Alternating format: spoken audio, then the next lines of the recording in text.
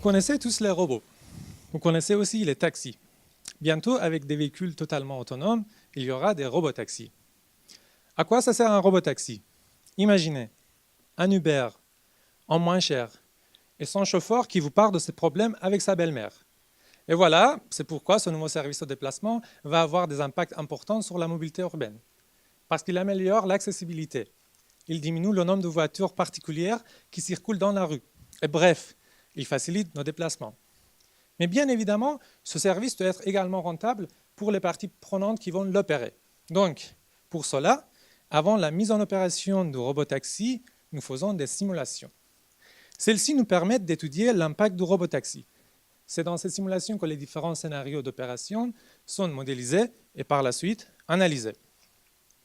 Par exemple, les différentes tailles de flotte. Pour faire une telle simulation, d'abord, il faut commencer par estimer la demande sur le robotaxi.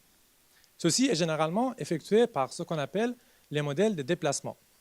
Ces dernières produisent les données sur combien de personnes se déplacent entre un point A et un point B et en quel mode. Pour voir si ces voyageurs vont choisir le robotaxi pour leur déplacement, dans ma simulation, je me mets à votre place et je vais essayer de trouver comment vous choisissez. Plusieurs paramètres jouent dans le choix de mode de chacun.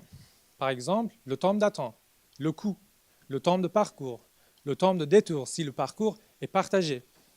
Ces paramètres sont fortement reliés à l'état de trafic, également à l'offre, que ce soit le transport en commun, le véhicule particulier ou le robotaxi. Mais aussi, ce choix dépendra de vous, de qui vous êtes, quel est votre niveau de salaire, qu'est-ce que vous faites dans la vie, combien de véhicules vous possédez.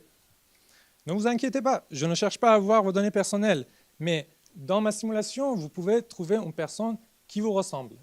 C'est cette personne, enfin, c'est vous qui faites le choix et qui me précise dans quel scénario d'opération vous choisissez le robotaxi pour vous déplacer. Finalement, mon modèle cherche à faire plaisir à tout le monde, en offrant d'abord à vous un service qui vous convient et à l'opérateur des indicateurs au vert. Merci.